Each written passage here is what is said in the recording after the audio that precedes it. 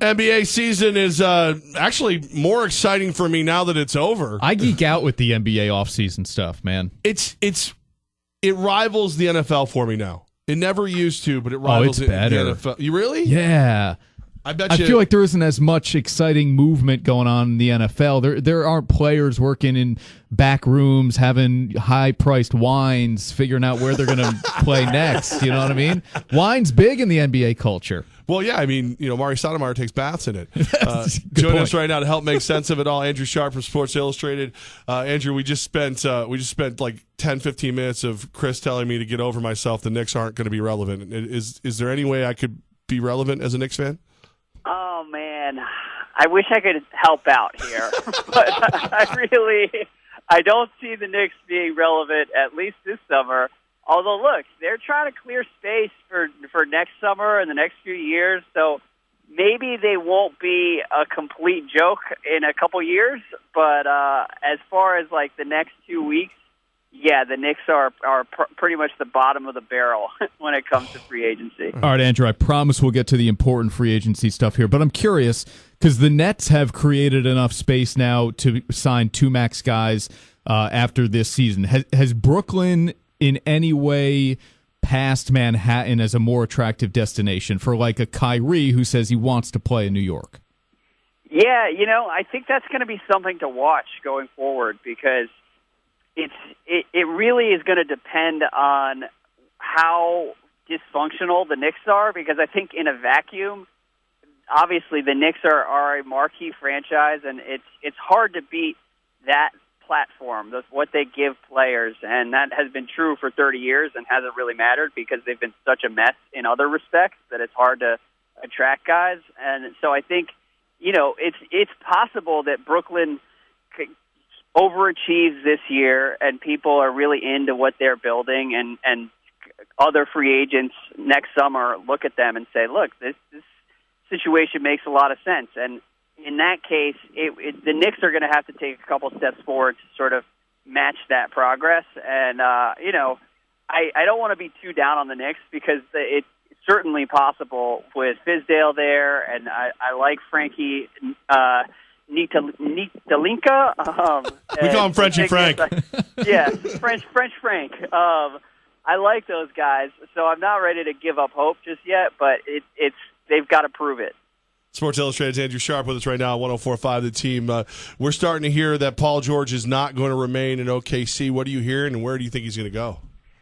Well, I mean, there have been signals coming from Paul George's camp for the last week that it's certainly that he's considering staying in OKC, and I think they're trying to sort of drive up the drama because he's hosting a SportsCenter special. But to me, I will be pretty shocked if he does not end up on the Lakers within the first few days of free agency.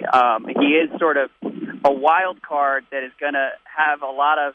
I mean, basically, if he commits to LA, LeBron's probably coming too, and they may trade for Kawhi, and we could be talking about like the new super team in a couple days. So it's hard to read Paul George entirely, but I would bet on LA for him. So, Andrew, in your mind of the domino pieces, we actually were just talking about this, for the Lakers, Paul George is the first domino to fall. I think he is the first domino, and I think that they will feel a lot more comfortable if they can kind of look, none of this is legal under NBA rules, but if they can get an indication from his camp that Paul George is going to be in L.A., I think the Lakers then will become more aggressive pursuing Kawhi with the assumption that LeBron is coming too, and it could all ramp up pretty quickly. But Paul George will probably be the first domino. Check him out on Twitter, simply at Andrew Sharp. Check him out, SI.com, as well as in the subscripted magazine. All right, Andrew, if the Lakers are going to get Kawhi, what are they going to have to give up here? Because if I'm the Spurs, while I know it's smart for me to trade a guy who doesn't want to be here and could just leave on his own in free agency and I get nothing for him, I also need to ask a lot for a top 3 player. So are we talking a package that includes Lonzo, Ingram, and Kuzma? We could be. And this is why I heard you guys talk about NBA offseason versus NFL offseason. To me, what I really enjoy about the NBA summer is that you kind of get to watch these teams play chess, and the Spurs and Lakers right now are really kind of locked in a game of chicken almost, where everyone knows that Kawhi wants to go to L.A. The Spurs do not necessarily want to clear the path for a new Lakers dynasty, and so they're trying to make it as difficult as possible. They're leaking that the Celtics are involved and to try and drive up the price. To me, what I think it'll end up being is a trade package structured around Brandon Ingram, Kyle Kuzma, maybe Josh Hart. I don't think that they'll be interested in Lonzo, and I think the one question right now is whether the Lakers will try to trade Lonzo independently for some assets that they can then send to the Spurs if they really need to sort of sweeten the pot to get this deal done. But to me, what will probably happen is Ingram, Kuzma, and a couple extra pieces to San Antonio, and then the Lakers will turn around and trade Lonzo and attach Lonzo to Luol Deng's contract to try to clear some cap space. That would be smart. And it would, unfortunately, though, at the same time deprive us of the LeVar Ball, LeBron conversations we could be having. Well, not only that, look, sending LeVar Ball to San Antonio for a year with Greg Popovich would be great for his Facebook Live show or whatever. So, I mean, I think there are a lot of entertaining directions this could go. But I think more realistically is that Lonzo and LeVar end up in, like, Orlando or something.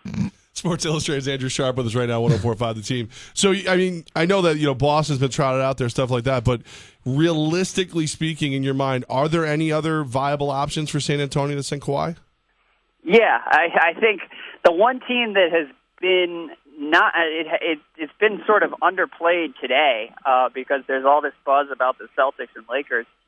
I think the longer this goes, the more incentive the Sixers will have to sort of up the ante and try to steal Kawhi, which to me, look, Philly is a team that is much closer to a title than the Lakers are, and if I were the Sixers, they have cap space this summer and next summer, and then they have to pay big money to Ben Simmons, and they'll be kind of tied up for the foreseeable future from there. So if I were them, I would think long and hard about trying to match whatever LA puts on the table. I would probably include Markelle Fultz in a trade, which at this point, what I've heard is that he's not available for San Antonio, but that's the only other sort of dark horse to watch in all this. Andrew, any chance that LeBron stays in Cleveland? Yeah, from what I've heard, that it's not impossible. It's hard for me to imagine it though, because I look at that roster, and not only does he not have enough now, but there aren't really any clear pieces that you can trade to improve things. I mean, they have no flexibility under the cap, so if he stays, it would be for reasons that are beyond basketball, in my opinion. And but that, by the same token, people who are more plugged in than I am have said all along, don't write off the Cavs, and that's still a possibility. Any truth to the rumor I just created that the Knicks are a viable option for LeBron James? The Knicks are not a viable option. And honestly, it's sad that the Knicks have fallen so far, because generally they at least get the token mention in all of these superstar conversations, but we're not even going through the motions with the Knicks this summer. They've been completely off the map. So hopefully they Well, gotta go, Andrew. I apologize. Next summer, we'll do this with Kevin Durant. All right, I'm in. Andrew, we'll bother you with the existential question of, like, are these super teams good for the NBA at another time? But I don't want to keep you too much longer here. So I do want to get this in, because I know, like me, you're a Game of Thrones fan. And without Game in 2018, what else are we watching? Man, I don't know. I gave Westworld a try. Yeah, I've tried really too. I can't get on board. I'm struggling with that one. Are you watching Billions on Showtime? Billions, honest to God, I feel more of a vacuum in my life with Billions now off the air than I do with Game of Thrones off the air. Strong show. Wow. Accelerate that new season of Billions. Yep. But yes, that would be my rec if people are looking for a show to watch. If you're into weird, American Gods. Just throwing that out there. I have heard that it's good. I've also heard that it's weird. So maybe I'll get bored later in the summer and check it out. Well, as a Knicks fan, I watched it all during the basketball season. Andrew Good Sharp, deal. Sports That's a good Illustrated. solution. Yeah, I got to survive however I can, man. We appreciate you, and even though I don't love your answers, they're good and they're honest, and thank you for them. All right, I'll talk to you guys Good soon. stuff, dude. Thanks, Andrew. Oh man, the good stuff. Andrew Sharp right there, Sports Illustrated. You bring up a good point. There's I haven't watched Billions. Oh, you got to watch it, man. Now we're 3 seasons in. Season 1 is good. Season 2, it takes off. Yeah, and see, Westworld season 1 good. Season 2 they got crazy. So you've watched both. Okay, yes. I've watched all the way through season 1 of Westworld. I'm 2 episodes into season 2. And I don't know. It's something in my own brain, I'm sure, because a lot of people I know love it, and they talk me into watching it, and I'm struggling with it. It's very weird. It's hard to keep up with. Yeah. Like, I'm somebody who likes to do other things while I'm watching. Can't with that one. Not with that one, No. not at all.